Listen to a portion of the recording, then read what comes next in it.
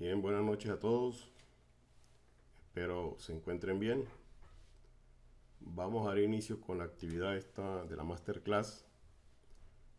Es una actividad que en la actualidad se asemeja a lo que es una clase magistral, donde un experto discierne sobre un punto en específico y la audiencia al final realiza algunas preguntas y se llega a alguna conclusión. El experto que nos acompaña para esta actividad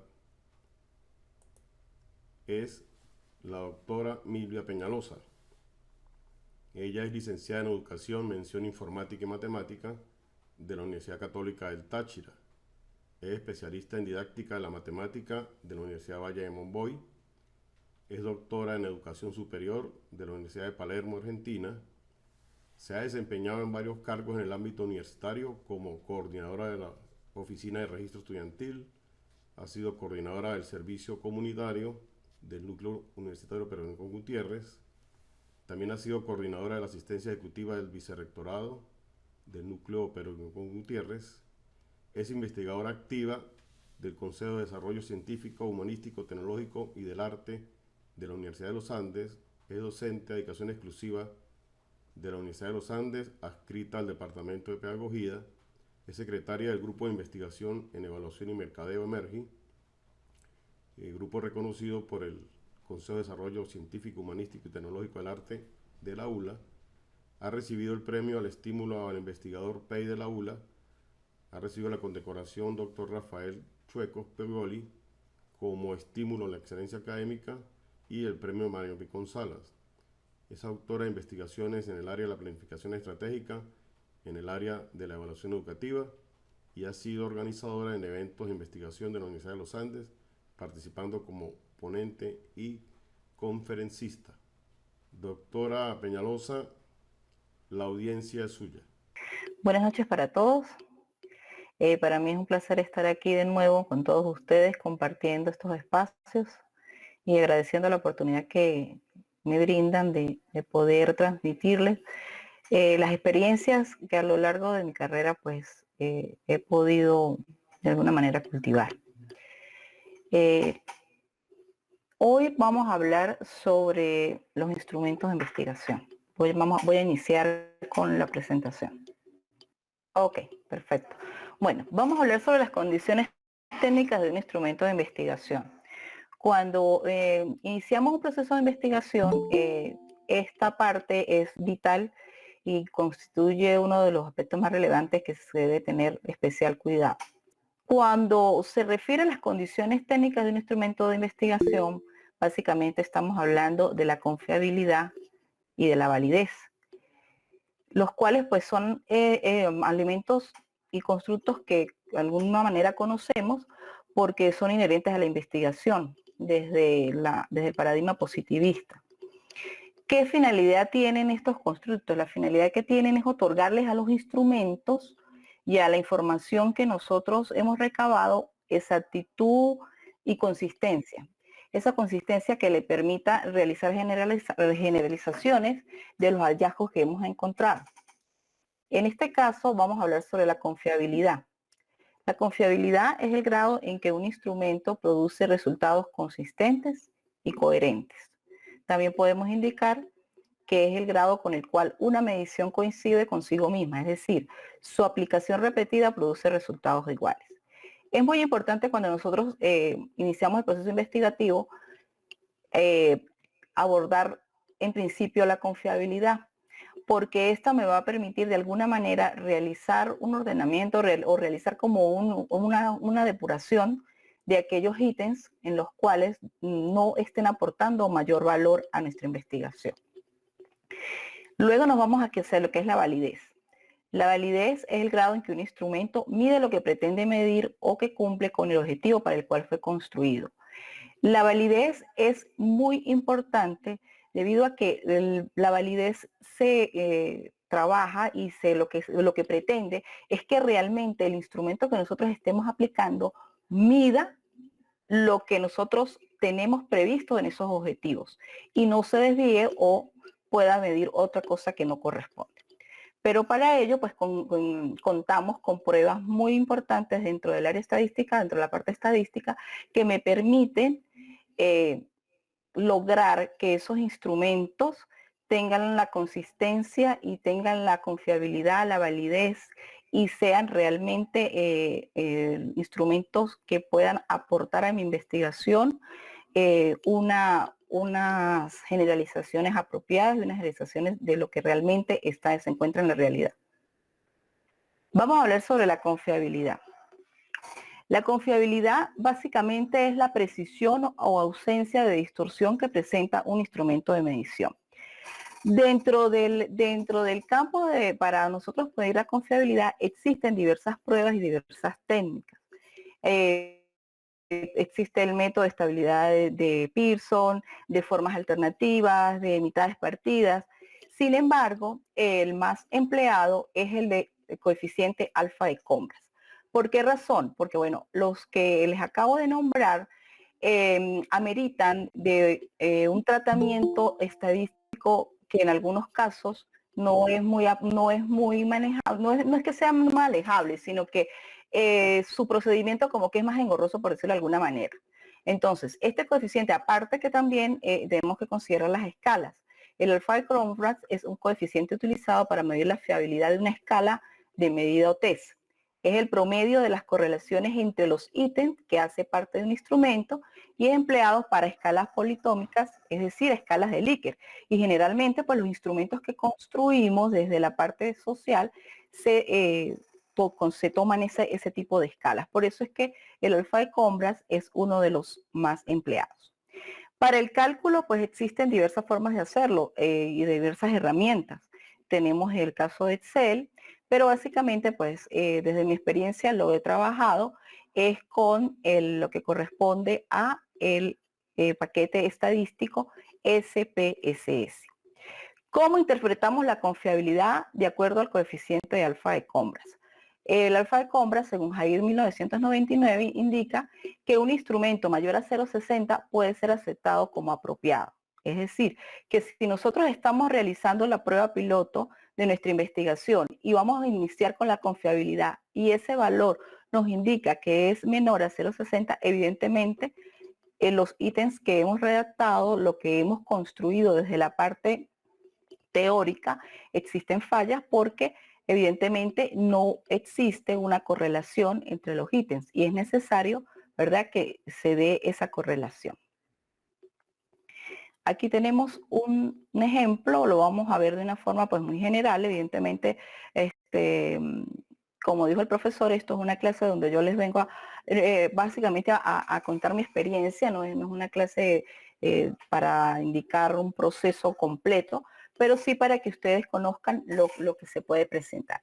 En el caso del SPSS, esto es una situación donde tenemos una variable que se llama administración, ¿verdad? Y desde la parte teórica se creó de que esa administración se va a ver a través de ¿qué? De los planes, de los recursos, de las políticas. Es decir, desde la teoría se indica que la administración, en este caso que fue de un proceso de planificación estratégica, estos tres factores son determinantes. Evidentemente, estos factores se van cuando se realiza el instrumento, se elaboran una serie de ítems que van a tomar o a recabar la información necesaria para explicar lo que tenemos aquí desde la teoría. Este es el ejemplo que vamos a tomar como base y les voy a ir explicando con base, vamos a ir explicando haciendo referencia a esto. ¿Qué ocurre cuando en el SPSS voy a calcular el alfa de Combras? Él me genera una tabla más o menos en este estilo. Evidentemente hay otros elementos, sin embargo, pues para este caso tomé los más relevantes. Debemos considerar que cuando calculo el alfa de Combras, me dedico mejor a tengo que revisar es esta columna, la cual dice alfa de Combras si se elimina el elemento. ¿Qué me indica esto?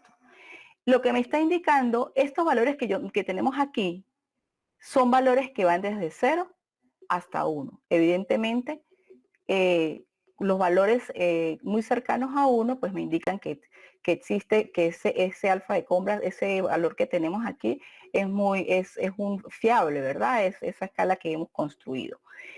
Cuando yo evalúo estos elementos, tengo que ir verificando qué ítem no le está aportando suficiente a mi escala. Es decir, por ejemplo, en este caso, si yo me voy a las correlaciones, yo veo que hay dos elementos que tienen correlaciones muy bajas, ¿verdad? Incluso una tiene correlación negativa. Entonces, ¿qué indica esto? Cuando se me presenta este tipo de evento, lo que debo hacer es que debo tratar de eliminar aquellos ítems en los cuales está afectando ese estadístico, o sea, me está afectando el valor que está resultando. En el caso aquí, esta es la primera aplicación, por decirlo así, que se le hizo. Entonces, cuando yo hice el primer cálculo, veo que estas correlaciones están muy bajas y que en esa oportunidad, en la primera tabla me indicaba que si yo eliminaba este ítem, ¿qué iba a pasar? Que me iba a aumentar el alfa de compras a 8.847. ¿Qué hacemos nosotros en la práctica? Eliminamos el ítem y volvemos a hacer el cálculo. Él me va a arrojar otra tabla, pero evidentemente ya no serían con 11 preguntas, sino con 10 preguntas. Yo vuelvo a hacer una revisión y vuelvo a evaluar tanto las correlaciones como el coeficiente. En este caso veo que la pregunta 11 es una pregunta que tiene es muy baja la correlación. Entonces, y al irme a la columna que dice alfa de compras, si se elimina el elemento, lo que quiere indicar es que si yo elimino ese ítem, mi alfa de compras me va a subir al valor que represente aquí. En este caso, al eliminar el 11, el alfa de compras subió a 0.849. Ajá, ¿cuántas veces tengo que hacer esto o qué debo evaluar? Bueno, básicamente eso también va en función de la experiencia del investigador, de lo que plantee desde la teoría. Si vemos un coeficiente alfa de compras con 0.849, es un coeficiente alto que va a indicar que esta escala tiene una alta consistencia interna, que básicamente eso es lo que se busca con la parte de la confiabilidad. ¿Qué también debemos ver? Nosotros al eliminar la pregunta 9 y la pregunta 11, ¿qué ocurre? Vemos que las correlaciones que quedan son correlaciones de alguna manera altas. Entonces, casi en su totalidad.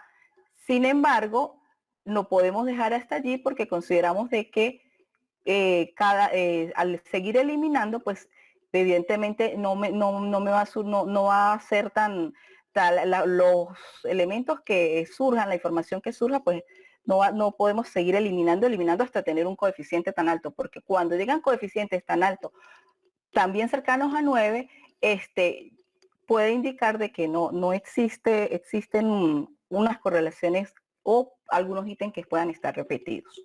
Es decir, que al medirlos están repetidos. Eso es con la parte que corresponde a la confiabilidad, ¿verdad? Entonces, básicamente en la confiabilidad vemos que utilizamos el alfa de compras y me permite ver la consistencia interna del instrumento. El SPS me proporciona esa posibilidad de eliminar y de darme cuenta, de hacer un modelado para yo ir eliminando aquellos ítems que no le están dando, que no están aportando nada a mi investigación. Por el contrario, están influyendo para que las correlaciones bajen. Vamos a hablar sobre la validez. Dentro de la validez tenemos la validez de contenido y la validez de constructo. Generalmente, y en el ámbito en el que nosotros lo hemos manejado, siempre cuando hablamos de validez, hablamos del juicio de expertos. Entonces, ¿qué hacemos? Solo tomamos el cuestionario, le enviamos a 3 expertos en el área, los objetivos, la operacionalización de variables y un documento en el cual ellos emiten una opinión sobre cómo están elaborados los ítems, si estos ítems realmente están adaptados a lo que se pretende en la investigación, y podemos decir que la validez del contenido se establece el grado de comprensión de los ítems que lo conforman, es decir, si la construcción y la elección de los ítems fue la adecuada.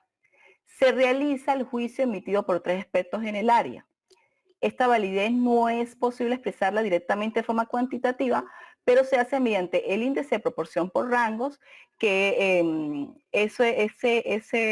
tenemos una persona, un autor que es Hernández, que lo maneja entre las diferentes opiniones emitidas por los expertos a través de los juicios que realizan sobre dicho contenido. Se realiza una escala de juicio valorativo.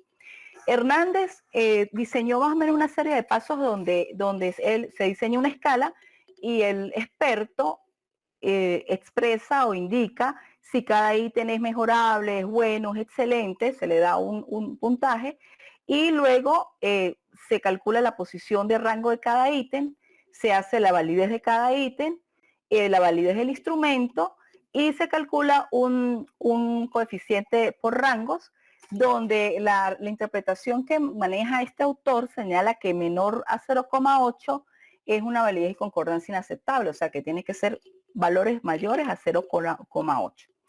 Entonces, esa es la validez de contenido. Básicamente siempre se ha manejado de esa manera y la hemos manejado, me imagino que todos ustedes también que han hecho investigación en algún momento, de esa manera.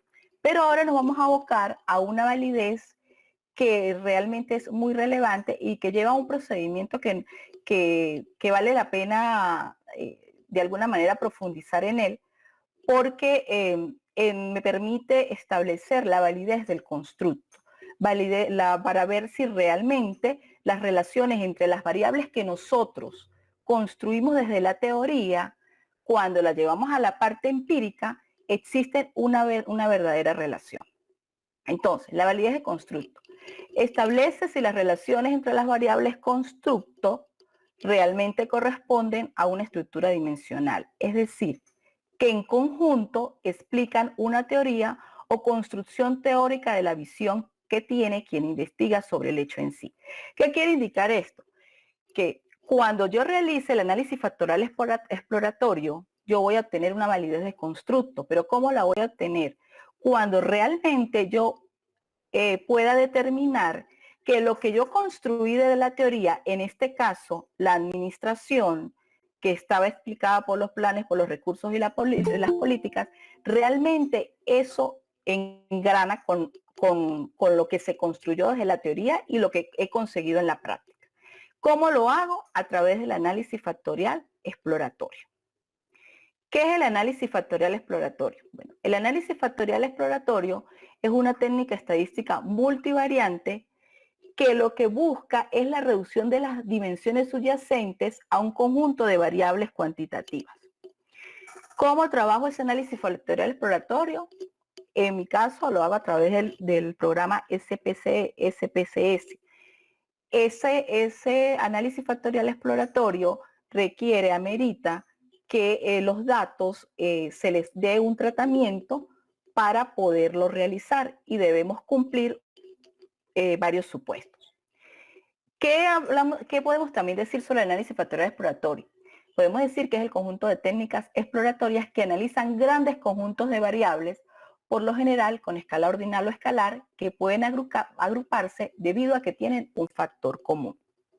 Entonces, el análisis factorial exploratorio busca la reducción de esas dimensiones y la validez de constructo. ¿Qué es la reducción de dimensiones? Es descubrir las dimensiones de variabilidad común existentes en un cierto campo de fenómenos. A cada dimensión de variabilidad se le denomina factor. Y ahorita, a través del ejemplo, vamos a ver unos conceptos que están en esta parte y lo podemos ver de una forma más clara. ¿Qué es la validez de constructo? Si las dimensiones de variabilidad común se ajustan a los supuestos teóricos del número de dimensiones, existe evidencia de validez de constructo. ¿Qué indica esto? En el ejemplo que vamos a trabajar, se parte que la administración influye en estos 3 factores. cuando se realice la aplicación de los instrumentos y se realicen los cálculos que corresponden al análisis factorial exploratorio, ¿qué me debe indicar? Que realmente esos 3 factores que yo construí desde mi teoría, desde mi experiencia, también se dan en la práctica y que también van a surgir de todos los análisis que se realicen. Ya lo vamos a ver con más detenimiento de una forma más clara. Aquí tenemos nuestro ejemplo. En este caso, la administración la vamos a ver por los planes, por los recursos y las políticas. Pero esos planes, recursos y políticas tienen asociado una serie de ítems, los cuales yo cuando hice la confiabilidad en algún momento, pues ya eliminé algunos de los cuales veía que no correspondía y que no me estaban aportando a mi investigación. Luego que yo hago esto, yo debo tener claro qué debo hacer para trabajar todo lo que corresponde al análisis factorial exploratorio. En primer lugar, evidentemente tenemos que aplicar el instrumento. Ese instrumento, antes de nosotros realizar todos estos aspectos que vemos aquí, que ustedes están viendo en la pantalla, debe realizarse un tratamiento estadístico a esos datos. Yo tengo mi base de datos en SPSS, ¿verdad? Una base de datos que tiene todos los ítems con las respuestas de las personas que yo encuesté. Y es necesario, en principio, eliminar esos valores que son, o esos factores que son atípicos. ¿Qué es atípico? Bueno, puede ser que una persona no respondió a alguna pregunta, puede ser que exista un valor extremo, es decir, un valor que está por encima de los valores que están dentro del cuestionario, y eso lo puedo determinar a través de el empleo de algunos elementos como un diagrama de caja que me permite ver cuáles son los que están fuera del rango. Eso es el primer lugar, el primer paso que tengo que hacer. Luego que yo tenga mi base de datos de alguna manera, por decirlo limpia, tengo que cumplir con estos supuestos o tengo que revisar estos elementos que tengo aquí. Tengo que revisar la prueba KMO y Bartlett. Es la principal, la inicial. Si nosotros estamos haciendo la aplicación de nuestro instrumento y vemos que el KMO de Bartlett nos da un valor en el cual el rango indica que no está adaptado, o sea, no está aceptado, tenemos inmediatamente hacia atrás. ¿Qué debemos hacer? Revisar la construcción teórica, revisar las preguntas, revisar si están redactadas de manera adecuada, porque ese es el primer supuesto que tenemos que tener claro para esta prueba. Es decir, es lo primero que tenemos que comprobar. Si nosotros comprobamos y la prueba, estas pruebas, estos estadísticos quedan dentro de los rangos aceptables, podemos seguir realizando lo que corresponde al análisis factorial exploratorio. Entonces, ¿qué es la prueba KMO y Bartlett? Es la evaluación previa de correlaciones entre ítems y correlaciones parciales. Es decir, esa primera prueba me va a dar las correlaciones que están entre todas esas variables de esos tres factores que tenemos allí. Debemos estar claros que el análisis factorial exploratorio busca la reducción de dimensiones y se basa en matrices, en las correlaciones entre matrices. Entonces, eso es muy importante que lo tengamos en cuenta porque básicamente el análisis factorial exploratorio, su base es las correlaciones y se basa en matrices. Luego tenemos las comunalidades. ¿Qué es las comunalidades? Pues básicamente es la varianza común de los ítems, lo que ellos comparten entre ellos. ¿Qué es la varianza total explicada? Es la medida de la extracción de factores y varianza común. ¿Qué es varianza común? Que es compartida con otras variables.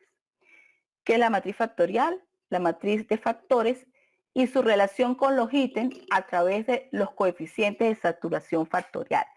Esta matriz factorial es muy importante porque la matriz factorial es la que me va a indicar cuánto aporta o cuánto satura cada pregunta dentro de cada factor en el cual yo ubiqué desde mi parte teórica, a ver si realmente, por ejemplo, si yo digo que la pregunta 1 es del factor 1 y resulta que en la matriz factorial resulta que me da un valor mínimo y no me está saturando en el factor 1, sino resulta que me está facturando en el factor 3, evidentemente, ahí tenemos que hacer unos procesos estadísticos que se llaman rotación de factores. Y ya lo vamos a ver con un poco más de forma muy general, pero más explicadito aquí. Sigamos, veamos aquí. Antes de continuar, es importante que explicarles qué es lo que toda esta parte teórica que les he indicado en sí qué significa. Yo tengo aquí mi variable administración, que tengo el factor planes, el factor recursos y el factor políticas. Estos planes, recursos y políticas es lo que corresponde al factor 1, al factor 2 y al factor 3. Okay. Todo esto que yo tengo aquí es lo que corresponden a los ítems. ¿Y qué son los ítems? Los ítems son las variables observables. ¿Qué son las variables observables? Los ítems del instrumento. Tengo los factores, que son las dimensiones comunes o variables latentes. Y tengo las saturaciones, que es la relación entre los factores y las variables observables. Y les explico aquí en forma general porque luego lo vamos a ver con valores reales. Ustedes ven aquí que tenemos el factor 1, el factor 2 y el factor 3, que en este caso serían planes, recursos y políticas. Desde mi construcción teórica, yo indico que el ítem 1 está relacionado con el factor 1, que el ítem 2 está relacionado con el factor 1, que el ítem 3 está relacionado con el factor 2 y así sucesivamente, ¿verdad? Esto es la construcción teórica que yo realizo y cuando elaboro el instrumento lo hago de esa manera. ¿Qué ocurre? Que a todo esto esto es lo que le vamos nosotros a realizar todo el análisis estadístico. Entonces vamos a iniciar cómo serían esos supuestos. Tenemos lo siguiente. El primer supuesto que les indiqué que teníamos que calcular y que de ahí depende todo es la prueba KMO y Bartlett. ¿Qué me permiten estas pruebas?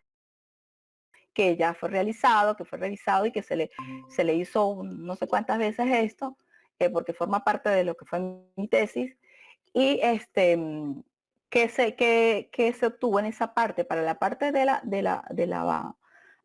administración, vemos que la prueba KMO me da 0.855, donde me indica que es meritorio. ¿Por qué? Porque la correlación en el interior, o sea, los ítems en su interior, tienen una correlación alta. Aparte de esto, vemos que la prueba que se realiza, que es a través del chi cuadrado, me da menor a 0.05, lo que me indica que existen correlaciones. ¿Okay? Entonces, si yo cumplo ya estos supuestos, si yo veo que tengo aquí un valor aceptable dentro de los límites que corresponden, que me puede dar 0.68, 0.70, 0.79, y vemos que tenemos un valor P menor a 0.05, ¿verdad? Porque hay un rechazo de la hipótesis nula, podemos decir que puedo continuar y que los datos que tengo están aptos para continuar con el análisis factorial exploratorio. Entonces, ¿qué ocurre? Luego me voy a revisar la segunda tabla. Cuando nosotros realizamos el análisis en SPSS, ustedes se van a dar cuenta que existen y los resultados que arrojan, hay una cantidad de matrices, las cuales pues evidentemente en algunos casos cuando la situación se torna que vemos que los supuestos no dan, pues se empiezan a revisar y esto nos puede dar como de alguna manera alguna luz. Sin embargo, lo necesario y lo suficiente para nosotros poder hacer análisis factorial exploratorio es revisar estos 4 elementos que les estoy indicando. ¿Okay? Tenemos la parte de las comunalidades. Las comunalidades básicamente me indican la correlación que guarda cada ítem con todos los demás. El SPSS nos da las comunalidades y nos dan unos valores iniciales y unos valores de extracción. nosotros nos dedicamos a los valores de extracción porque es lo que realmente nos interesa. Y nos apreciamos y empezamos a hacer ese estudio para determinar qué ítem no está aportando mayor valor a mi escala. En este caso, vemos que la pregunta 4 tiene el valor más alto. ¿Qué me indica esto? Que esta pregunta es la que realmente hace tiene la mayor propiedad psicométrica dentro de la escala. Es decir, tiene las mejores propiedades porque tiene la comunalidad más alta dentro de estas correlaciones que guardan entre todos los ítems. ¿Qué me indica este punto 464 que tengo aquí? Me puede indicar de que básicamente la pregunta 9 no aporta un valor muy alto a la escala. Sin embargo, según la teoría se manejan que cuando existen comunalidades menores a 0,30 se deben eliminar esos ítems. No, porque realmente en vez de contribuir, lo que hacen es que pueden distorsionar las correlaciones, porque recuerden que el análisis factorial exploratorio se basa en correlaciones. Continuamos. Luego, perdón un momentico.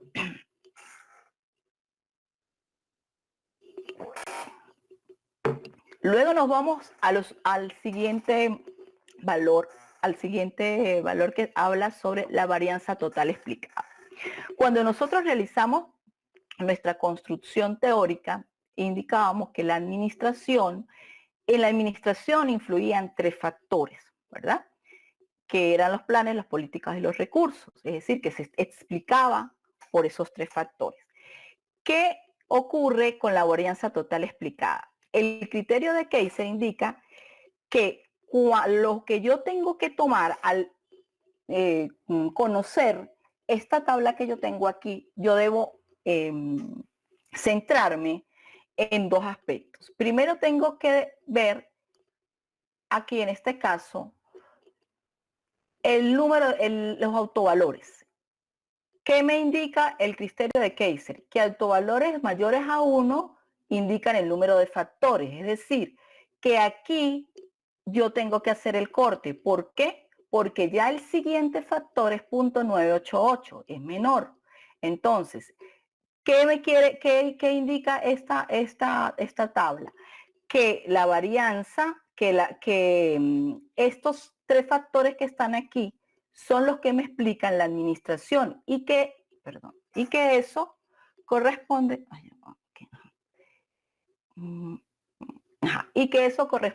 al 65,958%. Es decir, que estos 3 valores que tengo aquí son los que me explican la varianza explicada del 65,958 de los valores. La diferencia se refiere a la parte que corresponde a los errores.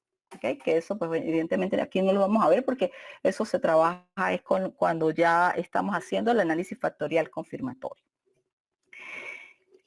¿Qué ocurre si en este caso veo que realmente en este caso, por ejemplo, que yo diga que son 3 factores y yo veo que realmente pues se me está cumpliendo lo que yo estoy construyendo desde mi parte teórica en mi parte empírica, porque en 3 factores obtengo el 65,958. Hay que tener claro lo siguiente, que si este valor es menor al 50%, hay que hacer una revisión. ¿Por qué? Porque la varianza explicada mayor al 50% se considera adecuada para generar un análisis factorial exploratorio, es decir, para continuar con el análisis factorial. Si vemos que este valor está muy bajo, evidentemente es producto de las correlaciones, de las comunalidades que se crearon anteriormente. Allí tendríamos que recurrir a ¿qué? A esas matrices que genera el SPSS, las matrices interelementos, las correlaciones entre matrices, a ver qué está ocurriendo dentro de lo que corresponden con los datos.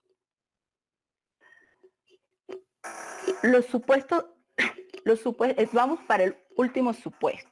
el supuesto de la matriz factorial de componentes rotados. Cuando yo tengo el análisis factorial exploratorio, yo tengo que de alguna manera buscar un método que me dé bastante consistencia y que me permita que esos datos que yo estoy trabajando al momento de terminar de cumplirse todo, realmente sean consistentes y que el instrumento pues, realmente lo pueda aplicar y que sea un instrumento que me permita realizar generalizaciones. Para ello yo necesito, en el momento de hacer lo que corresponde en el SPSS, debo cumplir con ciertos elementos y entre esos es que debo buscar un método de extracción y un método de rotación.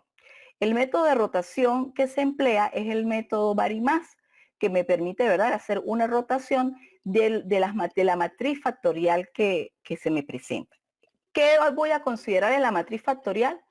Voy a considerar el peso de saturación más elevado y realizar el modelado estadístico. Entonces, ahora nos vamos a la parte que les indicaba. Estos son mis tres factores. ¿Ok? Yo tengo aquí los planes, los recursos y las políticas. Y estos son los ítems que yo apliqué. Desde la teoría yo tengo una concepción de que digo que la pregunta 1, la pregunta 2 y la pregunta 4 tienen que saturar. El ideal es que esos tengan las correlaciones más altas porque esos me van a pertenecer a los planes. El otro a las políticas, el otro a los recursos. Entonces, ¿qué pasa aquí? Fíjense. Yo tengo que evaluar y tengo que hacer es el modelado estadístico. ¿Qué me permite el modelado estadístico? Bueno, el modelado estadístico me permite ver. Veo que el factor 1, el valor más alto es 0.77 para la primera pregunta. Que en la segunda pregunta el valor más alto es 0.913 y que también me está saturando ¿dónde? En el primer factor. Es decir, que estas tres preguntas que yo tengo aquí, si se cumple lo que yo me planteé en la teoría, estas tres preguntas deben pertenecer a qué factor? Al factor 1, es decir, a planes. Es decir, estas tres preguntas tienen que corresponder a planes porque en la parte empírica me están saturando. ¿Cómo me están saturando? Porque los valores de las correlaciones que se obtuvo son las más altas. Fíjense que para el segundo es 0.232 y para la tercera es 0.328. Así voy evaluando cada una de ellas. Puedo indicar que en la pregunta 4 me está saturando mejor en el factor 3. Entonces debo ir revisando desde la teoría si evidentemente la pregunta 4 está asociado con las políticas. En la pregunta 5 está saturando mejor ¿dónde? En el factor 2. La pregunta 6 está saturando mejor en el factor 2. La pregunta 7 en el factor 2. La pregunta 8 en el factor 3. La pregunta 9 en el factor 3. En el factor 3. ¿Ok? Entonces, cuando yo hago esa relación y cuando veo esta relación, yo puedo indicar que los pesos de saturación factorial se asocian y se alinean a la matriz hipotética. O sea, debo comparar realmente si lo que me planteé en la teoría se corresponde con estos valores que me dan aquí. Porque puede ser cuando yo, evidentemente aquí no están los ítems, sino simplemente están P1, P2, pero cuando ustedes realizan su investigación, ustedes dicen, ajá, pero bueno, si esta pregunta 6 me está saturando en el segundo, no, pero esa se refiere a los planes. Entonces, ahí es donde tenemos que empezar a hacer ese modelado estadístico. ¿Qué puede ocurrir aquí? Aquí ocurren varias cosas. Ocurren desde la experiencia, se los puedo indicar. Ocurre que uno ubica algunos ítems en determinado factor y resulta que realmente no se corresponden. Y cuando las correlaciones son muy bajas, lo que se recomienda básicamente es eliminar el ítem. Por eso este proceso de análisis factorial exploratorio en muchos casos uno no lo realiza una sola vez, porque tiene que como que ir y venir para que realmente todos los supuestos se cumplan y no nos den unos valores muy bajos, casi que, bueno, como por cumplir, que si me dicen que son que mayores a 0,60, entonces me dan 0,61. Evidentemente no es lo mismo que tú tengas un KMO con 0,61 a que lo puedas obtener con 0,80. La calidad, la consistencia, la veracidad y todo lo que puede traer esto no va a ser igual. Entonces, por eso es muy importante que nosotros tenemos de tener que revisar muy bien las bases de datos. Es muy importante en lo que corresponde a la preparación de esas bases de datos. Evidentemente son una cantidad de datos considerables, es un trabajo que amerita, es muy minucioso, muy centrado, hay que estar muy atento, porque con un elemento de estos que se nos va diferente, nos cambia todo. Y se los digo con mucha experiencia, con bastante de verdad responsabilidad, porque cuando uno se inicia en este campo, le ocurren muchas cosas y luego es que se da cuenta de los errores cometidos. Y uno de los errores que en principio se cometen es cuando la base de datos no se limpia adecuadamente. Es decir, cuando no se eliminan esas preguntas que no responden, cuando esos espacios en blanco que quedan, esos factores que de repente era 3 y colocaron 10, o sea, todo ese tipo de cosas. Entonces, eso es muy importante hacerlo para que podamos tener de alguna manera un análisis factorial que me permita que mi instrumento al momento de aplicarlo sea consistente, sea robusto, realmente exista unos pesos adecuados, las variables saturen adecuadamente, saturen los factores que corresponden. Porque luego que se hace, cuando se realiza un buen análisis factorial exploratorio, cuando el instrumento se pasa por todos esos filtros de alguna manera que tenemos que tener, pues realmente la investigación, lo que luego sucede es más fácil, más sencillo de llevar. ¿Por qué? Porque si nosotros no hacemos una validación bien hecha, ¿qué ocurre? Que cuando vamos al análisis factorial confirmatorio nos dan unos valores que dicen, bueno, ¿y entonces ahora qué hago? Entonces es más fácil hacerlo desde la prueba piloto, que luego de tener toda la información y toda la data con toda la muestra que ustedes pueden obtener, se presenten problemas que indiquen de que básicamente no existe validez dentro del instrumento. Que entonces, en conclusión, ¿qué tenemos que tener claro? Tenemos que tener claro que en este caso, la matriz factorial, en este caso de componentes rotados, es la que me da de alguna manera ese ajuste adecuado entre la teoría y práctica. Es aquí donde yo hago ese modelado estadístico que puedo indicar realmente sí, la P1, la pregunta 1, la pregunta 2 y la pregunta 3 corresponden al factor 1 y así sucesivamente. Eso es lo que yo voy analizando y eso es lo que llamamos modelado estadístico. Luego que yo cumplo estos 4 pasos, yo puedo indicar que existe un ajuste adecuado entre la teoría y práctica. Por lo tanto, existe una validez de constructo. La validez de constructo de verdad es muy importante y bueno, básicamente yo la apliqué en mi tesis doctoral, pero básicamente en otros a nivel de maestría, pues no, de verdad solo nos vamos a lo que corresponde a los juicios de expertos, a la validez de contenido y hacemos la confiabilidad por el alfa de compras y listo. Pero para una investigación a nivel de doctorado es muy importante que realicemos proceso del análisis factorial exploratorio, porque esto nos va a permitir realmente verificar si lo que nosotros estamos construyendo desde la teoría, desde nuestra experiencia, se corresponde con lo que existe en la muestra y en lo que estamos aplicando. Bueno, yo sé que de verdad hay muchas otras cosas por decir y por explicar esto, pues básicamente fue algo muy general, muy general sobre, no sé por qué no sé esto, sobre lo que es la validez y la confiabilidad. Y bueno, yo de verdad los invito, ya vamos a ver esto aquí. Para poner la cámara. Deja de presentar.